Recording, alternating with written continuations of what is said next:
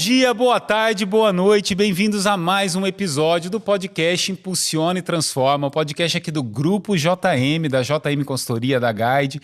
E eu tô aqui do meu lado, meu sócio, André Koala. E aí, André? Excelente, bom dia, boa tarde, boa noite para quem estiver assistindo. Esse é meu, hein? É um prazer ter vocês aqui com a gente de novo. Vamos para mais um episódio. Agora a gente tem um convidado especial, uma pessoa que a gente gosta bastante, que é muito próxima da gente. Estamos aqui com o Rafael de Barros, secretário de Desenvolvimento Econômico da cidade americana. E aí, Rafa, tudo bem? Tudo bem? Bom dia, boa tarde, boa noite. Boa também. Obrigado pelo convite, Rafa, André. É um prazer enorme estar aqui com vocês, poder conversar sobre um assunto que nós três gostamos muito. Isso. E tô empolgado aí, vamos ver o que vai vir nessa conversa aqui. Vamos lá, vamos começar do jeito que a gente mais gosta de começar, que é com as histórias, né? Porque aqui a gente gosta de história de empreendedorismo, para trazer a realidade, né? A vida real, né? O dia a dia. E eu sei que você é um cara empreendedor. Começa lá atrás, né? Como é que o empreendedorismo chegou na tua vida? Legal, cara. É longa a história, hein? Vai ficar 40 minutos do podcast eu contando essa história aí. Na verdade, assim, né? Não sei se todos sabem, mas eu sou formado em fisioterapia. Eu sou fisioterapeuta. Então, o começo da minha história não era pensando em ser empreendedor. Eu sou São Paulino e meu sonho era ser fisioterapeuta do São Paulo. Aí eu fui lá, me formei e tal. Só que eu fui fazer uma pós-graduação em fisioterapia esportiva. A gente tá falando em 2003. E aí, cara, naquela época, praticamente não tinha celular, não tinha nada dessas coisas, né? E eu fui fazer pós em São Paulo e eu demorava uns 50 minutos para chegar na minha pós, depois do meu trabalho, onde eu estava trabalhando em São Paulo. Aí eu ia lendo, voltava lendo. Foi a época que eu mais li livros na minha vida, né? E dentre os livros que eu li um que fez essa viradinha de chave, que era o Pai Rico, Pai Pobre. Excelente. Excelente. E ali, cara, ele faz exatamente essa comparação, né? De alguém que almeja um emprego bem remunerado e tal, e uma outra pessoa que não, que vai empreender e, sei lá, dá valor pra liberdade, né? Pros riscos e tudo mais. E ali, cara, virou minha chave. E durante essa pós eu decidi que eu não ia ser fisioterapeuta de lugar nenhum, que eu ia montar a minha própria clínica. E aí, em 2005, eu monto a IARF aqui em Americana. Acabou de fazer 21 anos. Nossa. E dali pra frente, eu peguei gosto pelo tal do empreendedorismo. Alguns anos depois, eu montei uma academia de CrossFit, o Rovers. Também já tive uma empresa... Meu irmão é engenheiro de alimentos e a gente montou uma empresa de sanduíche natural com atmosfera modificada para aguentar tempo de prateleira e tudo mais. Isso aí durou pouco tempo. E recentemente tive uma franquia de calçados e bolsas e tal. Enfim, empreendedorismo fez parte da minha vida inteira aí de trabalho. Tanto é que quando eu comecei a trabalhar na prefeitura, né, como secretário, eu tive que ir lá no RH, né, pra fazer a minha carteira e tal, e eu não tinha carteira de trabalho. e aí a moça do RH olhou pra mim e falou assim: quantos anos você tem? Eu falei, tenho 40 anos. Ela falou, mas 40 anos não tem carteira de trabalho? Porque a vida inteira eu fui empreendedor. Foi empreendedor. Seu primeiro justo, trabalho né? foi na secretaria. Exato. Meu primeiro Exato. trabalho formal de ser empregado foi na secretaria. Antes eu só empreendi. Então, uma vida aí nesse caso, já tinha quase 20 anos aí de empreendedorismo. E segmentos muito distintos, né? Distintos, e falar isso. Né? Isso mostra a cultura empreendedora, né? Porque a história da maioria dos empreendedores é que ele empreende na área que ele domina, né? Talvez o primeiro empreendimento seu foi isso, né? E depois ele vai seguindo e ele tem desafios de gestão e tal, mas você foi buscando em outros caminhos também, né? O que te atrai tanto no empreendedorismo? O que te encanta? Cara, a coisa que mais me encanta no empreendedorismo são duas coisas que elas estão interligadas, né? A autonomia e a liberdade, que são coisas parecidas, né? Mas a autonomia, principalmente de tempo. Então, eu não faço questão de trabalhar muito mais que 8 horas. Eu sempre trabalhei muito mais que 8 horas por dia. Trabalho 10, 11, 12 horas por dia. Mas eu tenho autonomia. Isso é uma coisa que eu valorizo muito. E a segunda coisa da liberdade, a liberdade é em todos os aspectos, inclusive financeira. Às vezes eu posso ganhar menos até no empreendedorismo, mas eu tenho capacidade de ganhar mais. Sendo que quando você é contratado, teoricamente, com algumas exceções, você vai ter um salário fixo. E e me agrada a sensação de que depende só de mim para eu ganhar mais, entendeu? Excelente. Então, essas são as duas coisas que me agradam muito no empreendedorismo, mas aí eu acabei me apaixonando pelo resto também. Eu gosto de fazer gestão, eu gosto muito de lidar com pessoas. Todos os meus trabalhos que eu fiz na vida lidam muito com pessoas e... Então, assim, começou por esses 2 pontos que são os 2 principais que me atraem no empreendedorismo, mas acabou que hoje eu gosto de tudo. Inclusive do risco, que eu acho que é o pior, né? A pior parte. Excelente. Ô, Rafa, você sabe que aqui no escritório a gente tem um entregável que chama ecossistema de marca. Então a gente coloca a marca no meio e a gente consegue mapear várias frentes do empresário ser remunerado pela marca.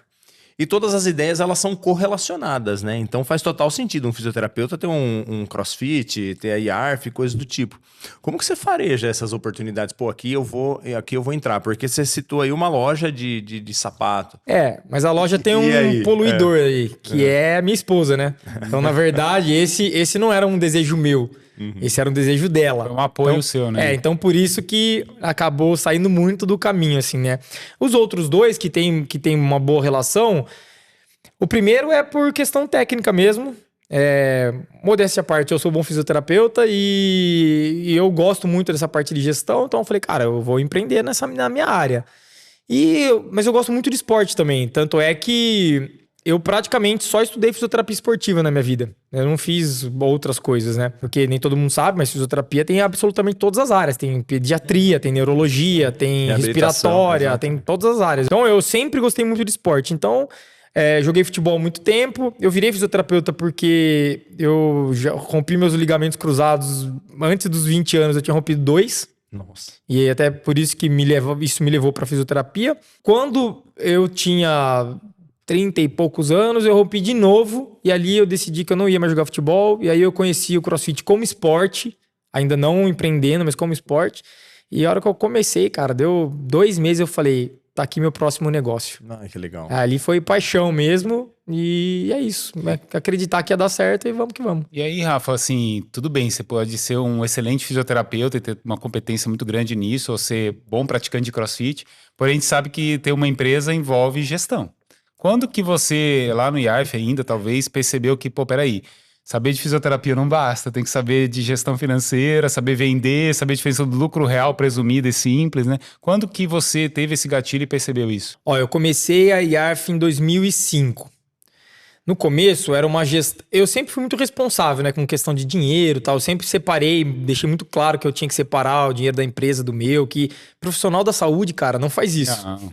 Profissional de saúde recebe, põe no bolso, ele não gasta. Ele não se enxerga como empresa, para começar essa história. São todos profissionais liberais, né? Em geral, o profissional da saúde, cara, ele não sabe quanto ele ganha. Ele recebe, põe no bolso, do bolso sai, ele gasta e assim vai. Mas eu não, eu desde o começo, desde o primeiro dia, isso aí já fazia parte de mim, assim. Eu sempre dividi, eu pagava um salário para mim da empresa se sobrasse alguma coisa. Se não sobrasse, eu não ia ganhar nada, né? Então eu sempre trabalhei bastante para que isso acontecesse. Mas...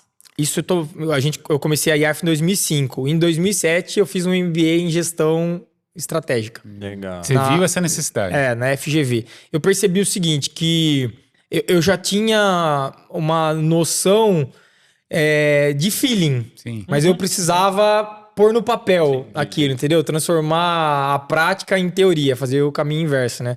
Fazer uma engenharia reversa do que eu tava fazendo, entender por que eu fazia, o que eu tinha que melhorar e tal. Então, eu já fiz 7 pós-graduações.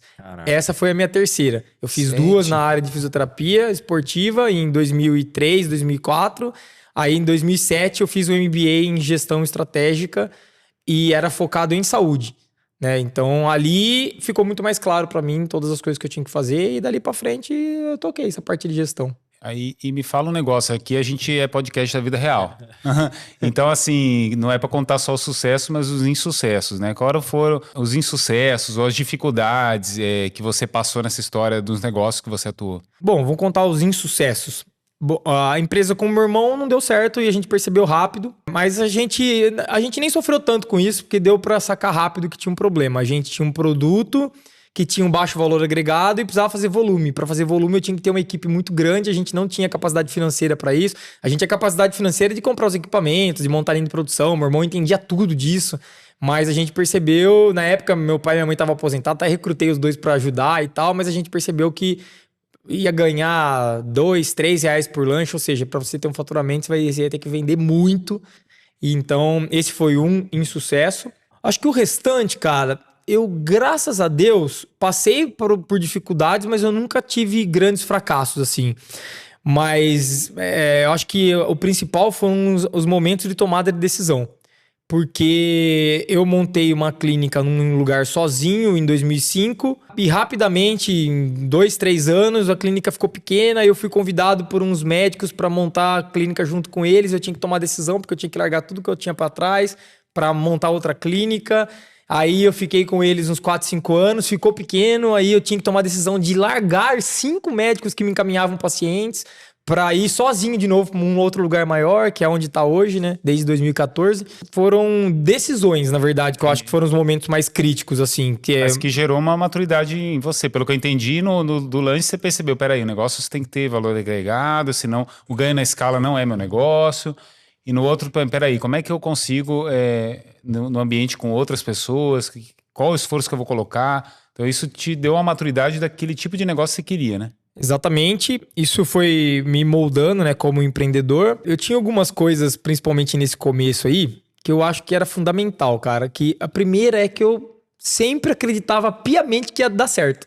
Quando eu mudei pro prédio atual, quando eu deixei a clínica que tinham 5 ortopedistas me encaminhando para ir para uma outra que ia só um comigo, todas as pessoas ao meu redor falaram: meu Deus, você tá maluco, como você tá na cabeça? Mas, cara, na minha cabeça, em nenhum segundo eu tava fazendo uma loucura. Eu tinha certeza absoluta que ia dar certo. Olhando hoje para trás, eu falo, cara, eu fui muito maluco. Tinha muita chance de não dar certo. Só que eu acreditava piamente que ia dar certo. Então, isso foi a mesma coisa quando eu montei a primeira vez, porque eu tava trabalhando em São Paulo e eu tava trabalhando bem em São Paulo. Eu tava numa clínica muito renomada em São Paulo. Quando eu decidi vir montar a clínica aqui em Americana, eu tava trabalhando com um tênis quase profissional. Eu trabalhava na época com o Jaime Oncins, que foi um tenista muito conhecido há muitos anos atrás. E do nada também larguei tudo e vim para Americana montar uma clínica numa cidade onde na época tudo era dominado por convênio, ou seja, todo mundo fazia fisioterapia de graça e eu ia cobrar. Eu não atenderia convênio. Mas eu acho que a minha crença de que não tinha chance de dar errado ajudou muito. Que legal. Claro que com a parte técnica envolvida, né? Só crença ninguém sobrevive. Já deu para reparar um comportamento seu que é engraçado, que isso contrasta legal com alguns episódios que a gente gravou, que deram uma mensagem forte de não desistir. E eu entendo essa mensagem, acho muito legal, mas existe uma diferença entre persistência e insistência. E por mais que você acreditava muito, que o empreendedor tem que acreditar, porque ele tem que ser o primeiro, me parece que você não demorou para tomar a decisão e para perceber que estava num caminho que não ia dar certo, né? Você sim acreditou, foi. Quando você percebeu um obstáculo, você tentou contornar. Quando você viu que não ia, você também não tem amarras de seguir para a próxima fase. Aí eu cito outro livro que eu li que me moldou nesse aspecto. Que também é um livro que quando você lê parece ele bobo, mas se você entender a mensagem, ele vai te ajudar o resto da sua vida. Que é o livro Quem Mexeu no Meu Queijo. Sim, perfeito. A mensagem que aquele livro me deixou foi o seguinte: o ser humano lamenta muito. Entendeu? E no livro ele mostra exatamente essa diferença entre os humaninhos e os ratinhos. Os ratinhos tinham pilha lá de queijo e eles iam lá todos os dias. Aquilo ali parecia infinito, assim como os humaninhos também iam lá. Aí um dia a pilha de queijo acabava. O ratinho ia 1, 2 dias lá e pronto, ele já ia atrás de achar outra pilha de queijo. Os humanos ficavam meses lá. Mas a gente achou que nunca fosse acabar. Meu Deus do céu, e agora? O que eu vou fazer? Então, em geral, eu trago isso pra minha vida também. Eu tento não perder tempo lamentando. O negócio deu certo. Se o negócio depende de eu melhorar um pouco pra dar certo, eu vou fazer o que eu tiver que fazer pra melhorar. E se eu perceber que eu tô dando murro em ponta de faca que não vai dar certo, eu também abandono e... Ou muda, pivota o negócio, ou pula fora. Exatamente. Não faz parte, entendeu? Eu acho que o empreendedor, ele tem que ter... assim, tem gente que fala que, qualquer um pode empreender. Eu discordo um pouco disso. Acho que empreendedor, cara... É o perfil. Você tem que ter perfil porque, na verdade, você tá pondo entrando em risco o tempo todo, cara. Então, você tem que ter um certo perfil ou, no mínimo, se treinar para aguentar essa pressão do Mas desafio. isso vem muito, eu até fiz uma anotação aqui, dessa ligação que você tem com o esporte, né? Nós gravamos vários episódios aqui que as pessoas que praticam esporte, elas aguentam mais. É uma mentalidade. Elas têm uma mentalidade maior de persistência, de ganho. E isso eu até falo para as pessoas que convivem comigo, né? Eu tenho aí 11 anos praticando CrossFit, agora eu tô mais numa vibe de Hyrox, que é meio parecido. Os dois esportes, eles têm uma característica em comum, que é assim, ganha quem tolera mais sofrimento e mantém fazendo. Né? Ganha quem continua fazendo mesmo sofrendo. E isso aí molda bastante o meu dia a dia. Eu falo o seguinte, até brinco isso com a minha esposa, eu falo assim, amor, tem dia que eu falo assim, hoje eu falo pra ela, hoje eu tomei tanta decisão complexa e difícil que eu acho que tem gente que não faz isso em 6 meses, eu fiz num dia. E, cara, e tá tudo bem, eu não chego em casa falando, nossa, meu Deus. Porque basicamente o meu dia começa assim, começa já na sofrência. Não existe dois, Rafael, né? Quer dizer, o Rafael que tem foco e disciplina pra performar no esporte, porque tem que ter uma rotina de treino, tem que ter... Não pode que chegou no trabalho é um Rafa indisciplinado que não tem foco. Então esses valores se transmitem de um negócio pro outro, né? Tanto é que tem gente fazendo o caminho inverso, né? Isso. Tem empresário falando, cara, eu preciso começar a praticar um esporte. Exatamente. Porque ele sabe e ele começa a modelar outros também. Ele percebe que tem uma galera fazendo sucesso e você vê que o cara é triatleta, corre maratona. Nunca é uma coisinha muito light. É sempre um negócio meio pesado, assim, que demanda disciplina, demanda dedicação. Foco, né? Que é o que a gente sempre fala aqui no grupo. Foco e disciplina. Isso. Então, acho que isso molda muito o comportamento, né? E uma boa parte do sucesso do empreendedor é basicamente comportamento. E, Rafa, como é que a Secretaria de Desenvolvimento Econômico foi parar na tua vida aí? Nós contamos a história e não chegamos nesse ponto aí, quero saber. Cara, essa foi outra decisão das mais complexas da minha vida. Porque eu, cara, em 2013, quando começou aquele processo para tirar a Dilma do poder e tal, eu me envolvi muito com isso, né? Uhum. E foi a primeira relação que eu tive mais forte, assim, com política, né? Só que eu gostei muito disso. E quando acabaram as manifestações, 2014, 2015 e tal, eu senti uma necessidade do seguinte... Pô, eu sabia que o país estava ruim na época, eu sabia que aquilo era uma coisa que precisava acontecer pro país se levantar, mas eu não conseguia entender detalhes de por que a gente tinha chegado naquele ponto. E ali, um ano depois, eu fiz a pós-graduação mais maluca da minha vida, porque até então eu era só fisioterapeuta e dono de uma academia de CrossFit. E eu entrei numa pós-graduação em economia. E eu fiz uma pós-graduação em economia no Instituto Mises, em São Paulo. Sim. E é um instituto de economia, mas voltado para política. Sim.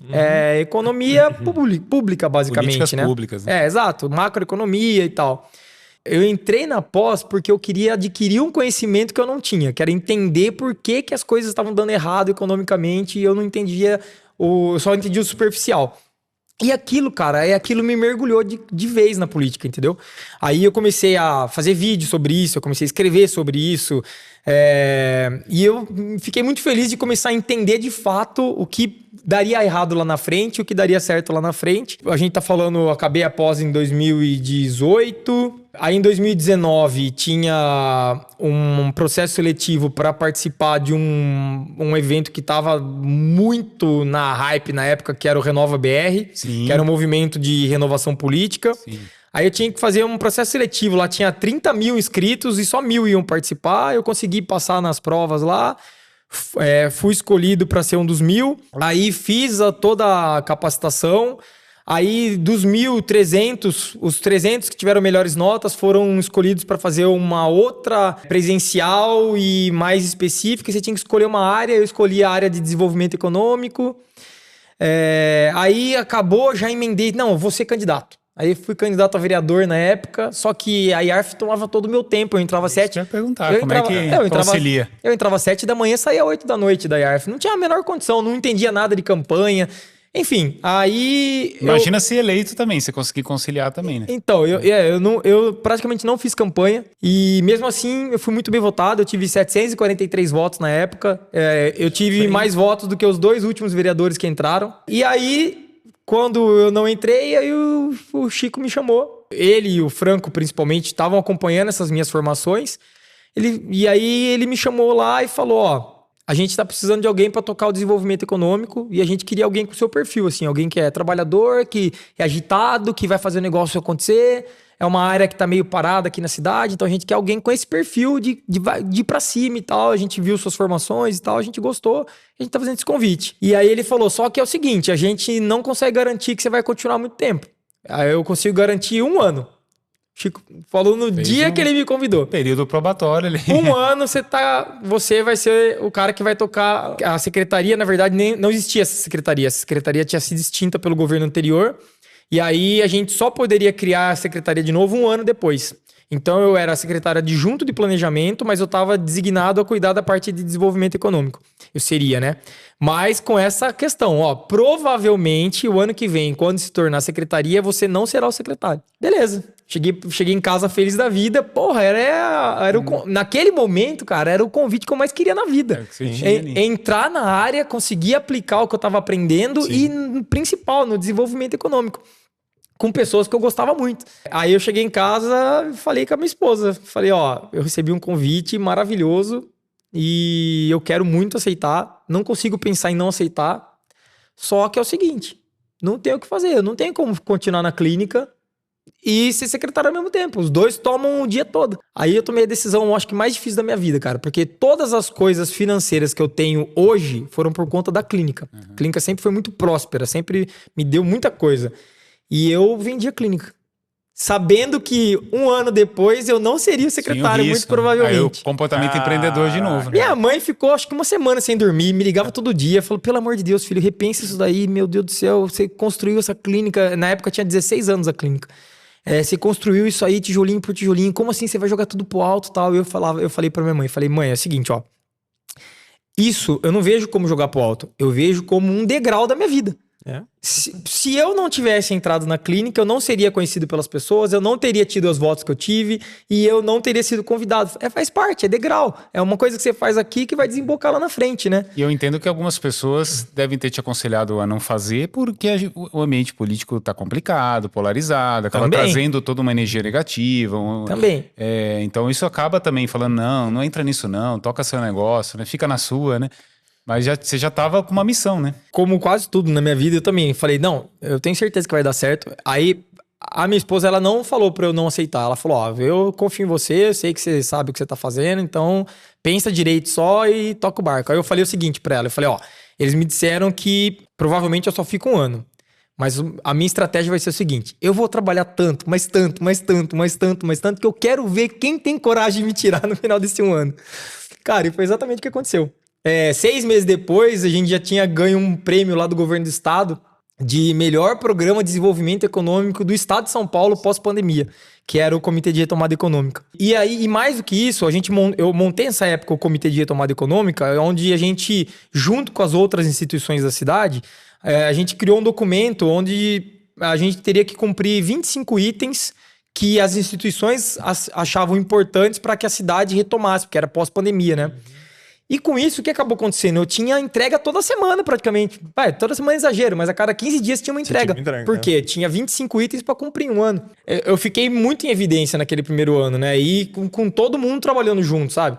Então, graças a Deus, foi exatamente o que aconteceu. Acabou ficando na secretaria. Quando virou secretaria, você era a única e a melhor opção, né? Aí acabei ficando e lá estou por 5 anos. A gente tem muito empresário e da região, né? Da cidade que está aqui, nos ouve, nos acompanha, clientes nossos. E eu imagino que 80% não sabe o que a Secretaria de Desenvolvimento Econômico faz, né? Explica, por favor. Basicamente, fazendo numa frase, assim, o que a Secretaria de Desenvolvimento Econômico faz, a minha função é tornar o ambiente de negócios o mais favorável possível. Eu, como bom estudante do Instituto Mises, eu falo o seguinte, se o poder público não atrapalhar o empreendedor, ele já está ajudando. Então, esse é o primeiro ponto. Primeiro ponto é, vamos tirar o máximo possível as amarras dos empreendedores. Eu parto do princípio que o poder público, ele não produz riqueza. Ele pega a riqueza na forma de impostos Sim. e devolve em serviços e em produtos para a população, mas ele não produz riqueza. Quem produz riqueza são os empreendedores. Quem gera salário, não existe salário se não tiver empreendedor. Não existe novo produto se não tiver empreendedor. Não existe nada se não tiver Inovação, empreendedor. enfim, Exato. Partindo desse princípio, desde o meu primeiro dia lá, eu tento olhar tudo que está na cidade que impacta os empreendedores e eu tento, dentro da minha capacidade ali, porque eu também não posso tudo, mas dentro da minha capacidade, eu tento ao máximo tornar o ambiente de negócios melhor. Como que isso funciona? Lei de incentivo é uma, desburocratização talvez seja o principal pilar que a gente trabalha lá, então eu quero que cada vez mais quem empreende consiga abrir uma empresa o mais rápido possível. Se tiver alguma dúvida, tenha um lugar para ser atendido e tire a dúvida dele o mais rápido possível. E, inclusive, eu acho que isso foi uma coisa muito positiva de ter uma pessoa que era a primeira experiência no setor público. Porque o que acontecia? Quando eu cheguei lá na secretaria, eu tenho 35 colaboradores. São maravilhosos. Só que a maioria deles estão lá há 30, 35, Sim. quase 40 anos. E para eles, tudo é óbvio. Tudo que vai ser feito ali é óbvio e é simples. Só que eu tava vindo de uma realidade onde tudo aquilo que a minha secretaria fazia não era óbvio. Não, e note, foi uma experiência empreendedora também. Sim, com Dentro da certeza. esfera pública. Você tinha certeza. uma equipe lá que você tinha que engajar pessoas, motivar, trazer para tua Foi realidade. você que contratou, né? Isso. A grande diferença é essa. Isso aí. No setor privado, eu monto a equipe com o perfil que eu quero. No setor público, eu percebo os perfis que tem e eu tento adequar os perfis da melhor forma possível para o objetivo final. Objetivo final, Né? exato. Então essa acho que talvez seja a grande diferença, que é uma coisa que sempre me perguntam. Mas então, algumas coisas que eu falo, não, mas é simples, é só entrar ali no site da prefeitura, tem esse protocolo digital aqui, aí você entra ali, aí você clica nesse botão, que depois você clica ali, ó, tá meio óbvio. Eu falo, não, é óbvio para vocês que estão fazendo isso todo dia. O cara que é empreendedor, ele não tá pensando na burocracia. Quando o cara pensa, eu vou abrir um restaurante, o que ele pensa? Qual comida ele vai fazer, como que ele vai manter a comida, onde ele vai armazenar, como que ele vai entregar, como que ele vai trazer cliente. Ele não pensa que ele vai ter que fazer não sei o que lá na vigilância sanitária, que ele vai ter que fazer não sei o que no bombeiro, que ele vai ter que entrar no Redecim para pedir um alvará. Ele não pensa em nada disso. E aí ele entra num ambiente todo emaranhado. Então, o meu trabalho de desburocratização é exatamente tentar tornar esse caminho mais reto e simples, né? E isso é uma coisa que o nosso prefeito Chico Sardelli me pede desde o começo. Ele fala isso direto para mim. Ele fala assim, que a gente, na Secretaria de Desenvolvimento Econômico, a gente sim tem que ir atrás de novas empresas, a gente tem que ir atrás de novos empreendimentos, mas principalmente dar suporte a quem já está empreendendo na cidade, quem já gera emprego e renda na cidade. Então é basicamente isso que a gente faz lá. As pessoas que estão assistindo, provavelmente elas também não têm esse know-how todo que parece óbvio, tanto para o seu time e tanto aí para você agora. Você consegue citar alguns exemplos de possíveis amarras que as pessoas que estão assistindo podem ter e elas nem sabem, às vezes, que vocês conseguem ajudar? Hoje a gente consegue ajudar em praticamente todos os processos. Então, tanto o que está envolvido com a minha secretaria, quanto os que não estão envolvidos com a minha secretaria. Então, a gente teve alguns casos nesse meio tempo aí, desses 5 anos, de empresas que a gente conseguiu trazer para Americana, que o cara não ia vir para Americana. Ele chegou em Americana porque ele estava passando, teve uma clássica que estava indo para Piracicaba, e já que eu estou entrando em Americana, uma cidade boa, deixa eu ver como que funciona aqui. Entrou lá na secretaria, aí eu falei pra ele, né, conversamos, ele explicou um pouquinho da empresa dele, aí eu falei, cara, é o seguinte, em geral, quem vem aqui, uma empresa que tá procurando um espaço, senta aqui, eu garanto que não vai sair daqui. E não vai sair daqui por quê? Porque eu vou te dar um suporte que ninguém mais vai dar. E foi isso que eu fiz. Então eu segui todos os processos. Então vou dar um exemplo. Alguém que chega aqui em Americana, na verdade em qualquer cidade, quer empreender. Vocês passaram por isso recentemente. Você vai construir. Cara, tem aprovação de projeto. Sempre tem um BOzinho legal no meio do caminho que você vai ter que dar um jeito de resolver. A Secretaria de Desenvolvimento Econômico, ela tá lá para isso. para ajudar o empreendedor a empreender. Perfeito. Então esse é o primeiro ponto, que nesse caso não tinha nada a ver com a minha secretaria, era a Secretaria de Planejamento, aprovação de projeto e tal, mas eu tô lá para ajudar. Você atua como um facilitador, né? Eu até Facilitador. brinco, eu Exatamente. falo assim, ó, eu sou o despachante das empresas, entendeu? exatamente. Eu tô lá para ajudar em todas as questões. Tem uma grande empresa da cidade que estava precisando ampliar, eles tinham um budget que vinha de fora do país, e eles tinham 6 meses para aplicar o recurso. E era um projeto que, cara, demora quase 2 anos para aprovar. E aí, o que eu fiz? Não, deixa comigo, eu vou fazer o meio de campo aqui para que dê tempo de vocês conseguirem aplicar o recurso americano. E é importante que você fale, porque tem que ficar muito claro, quando você fala de facilitar, de fazer o meio de campo, talvez muita gente, pela cultura do país que a gente vive, né, Acho que é jeitinho. associa com jeitinho, com corrupção. E nós não estamos falando isso. Não. A gente está falando de dar os caminhos, conectar as pessoas, mostrar de forma sem burocracia qual é o caminho que você tem que seguir, ter uma ouvidoria, né, um canal para conseguir conversar, né? Parece óbvio, mas no Brasilzão aí não é óbvio isso não. Não, é que, na verdade, assim, ó, por exemplo, quando você vai aprovar um projeto de construção em qualquer cidade, você tem uma interação com o órgão. Você tem um engenheiro de um lado e você tem a prefeitura do outro lado. E, cara, normalmente é um processo meio moroso. Por quê? Porque os técnicos da prefeitura têm uma lista de coisas para fazer lá. Então, ele vai seguir aquele trâmite. Mas tem uma coisa que é engraçado, que eu só fui ver a hora que eu já estava na prática. A maioria das pessoas que me ligam pra falar que tem alguma coisa parada na prefeitura, na verdade não tá parado na prefeitura, tá parado com o cara.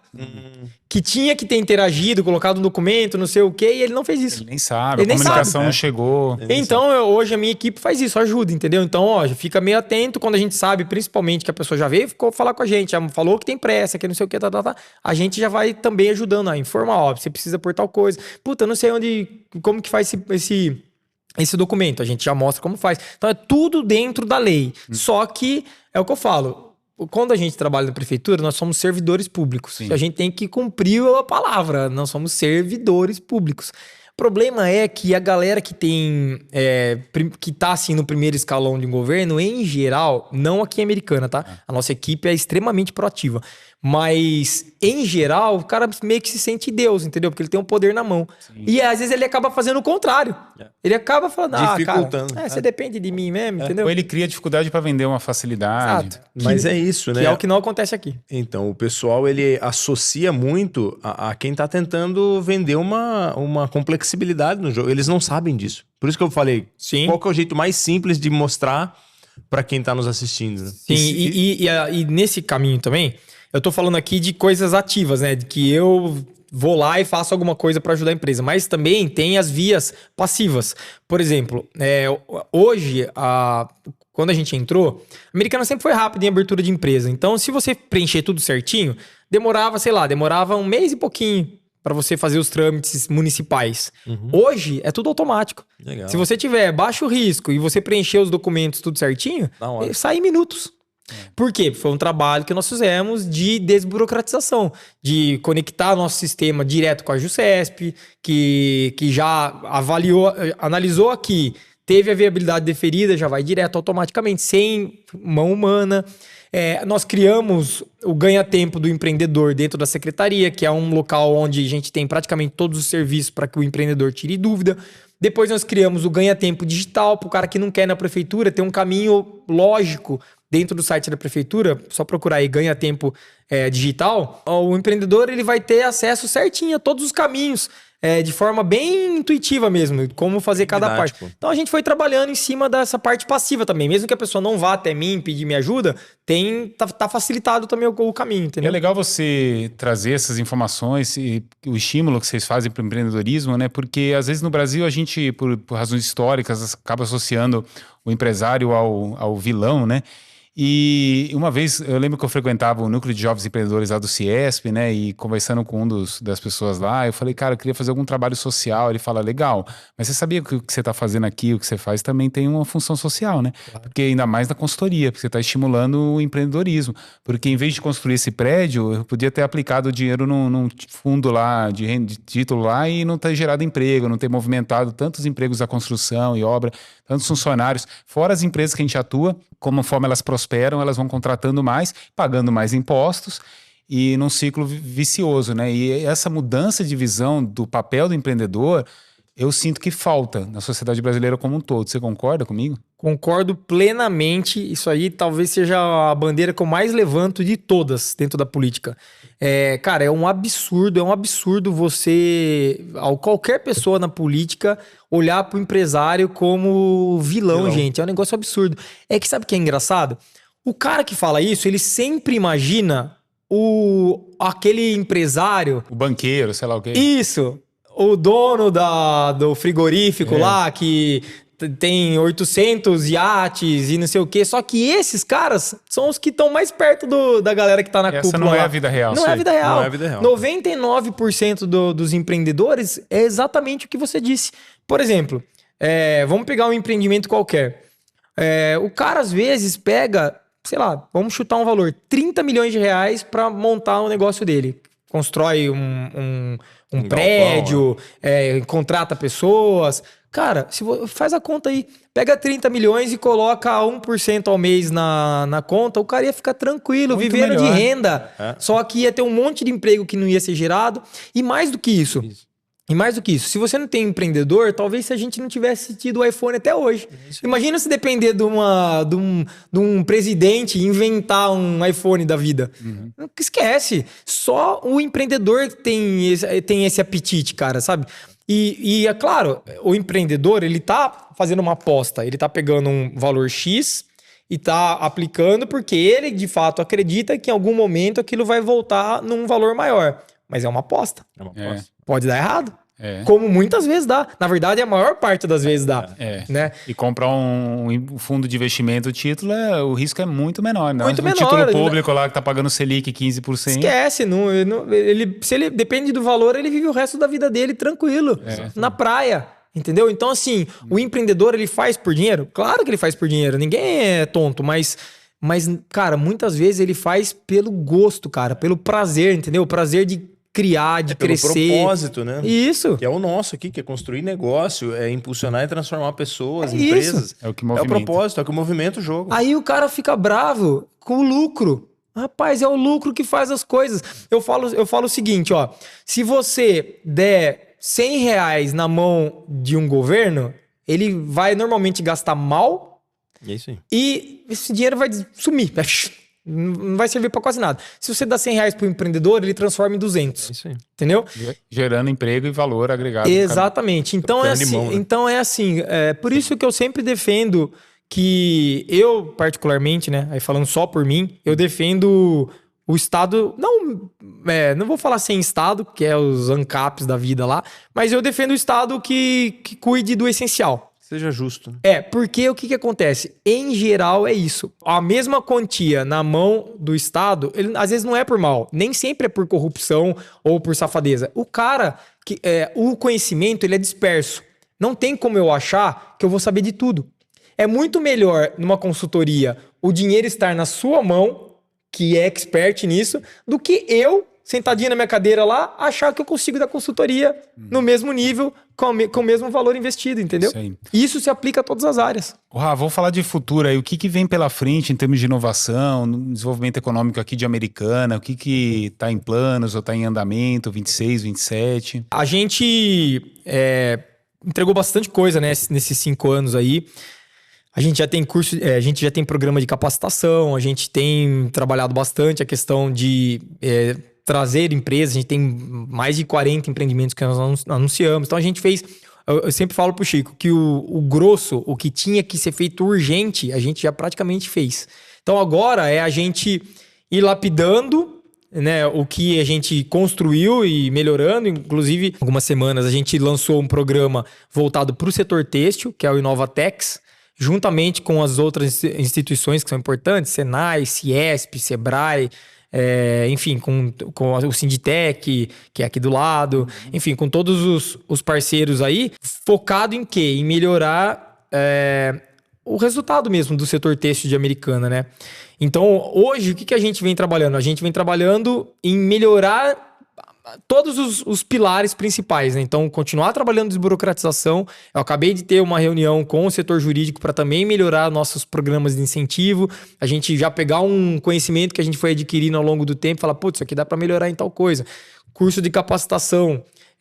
tem o programa Futuro Certo, que é o grande gargalo hoje do mercado, né? Que é fazer essa contratação. Então a gente lançou, teve muito sucesso, mas a gente já teve um feedback, a gente já sabe onde que dá para melhorar, onde que não dá. A gente tem lançado bastante programa de digitalização da nossa economia também, principalmente a parte do comércio. A gente, com esses 5 anos, também conseguiu entender algumas dinâmicas que são ruins em Americana, questão do centro da cidade, que toda hora vem em pauta. Então, a gente já entendeu qual que é a dinâmica que não funciona ali. A gente vem atacando. Um pouco é do digital, um pouco é porque o comércio descentralizou. Então, assim, o que a gente consegue fazer daqui para frente? Agora, a gente consegue fazer um trabalho mais fino, né? A gente já adquiriu conhecimento para entender exatamente por que não está funcionando e o que a gente pode fazer para fazer funcionar. Futuro. Então, basicamente, os próximos anos serão anos de ajuste fino de coisas que a gente já percebeu, às vezes coisas que a gente tentou e não deu certo e a gente acabou aprendendo com isso. Vamos para o momento Impulsiona e Transforma? Vamos agora.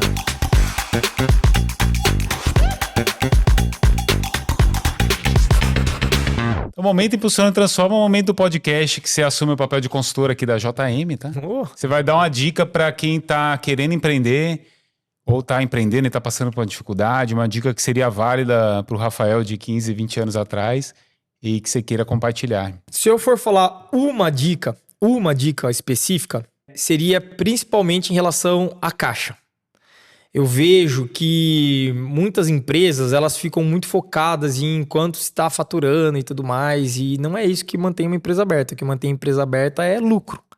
Né? Então, e poucas empresas, mesmo empresas médias, cara, que eu tenho contato, eles não sabem, de fato, quanto eles estão tendo de lucro na operação. Não sabe. E é triste. E eu tô falando, às vezes, de empresa muito estruturada, com dezenas de funcionários, tá? E o cara não sabe, de fato, qual que é o lucro da operação dele.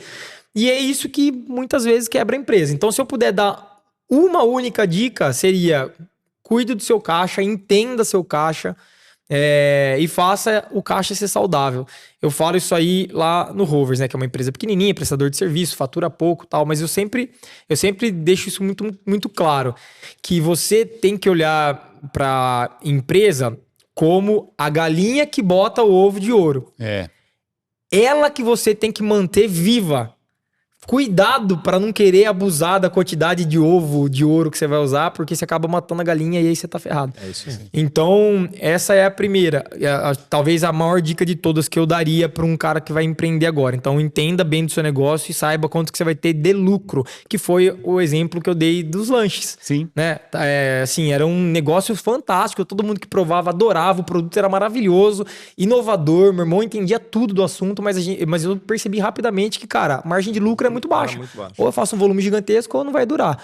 E a segunda coisa, se eu puder dar uma segunda, é cuidar de pessoas. Todo negócio funciona através de pessoas. Não tem jeito. Por mais que você tenha um trabalho hoje todo digital, não sei o que e tal, você precisa ter boas pessoas trabalhando com você. Então, e você precisa gostar de gente. Né? Em geral, é isso. São as duas coisas que eu poderia falar. Cara, quanto aprendizado, hein? Como sempre, mais uma aula. Uma aula. Rafa, obrigado por estar com a gente aqui no podcast. Agradeço a presença. Imagina, eu que agradeço. Procurem a Secretaria de Desenvolvimento Econômico aqui da cidade, o Rafa, a equipe toda. Você, empresário, saiba que existe esse caminho, esse canal, sem jeitinho, na facilitação, no sentido de ajudar mesmo, e o empresário precisa de ajuda. E a gente volta em breve. Sigam a gente aí pra gente voltar em breve com mais episódios. Obrigado, pessoal.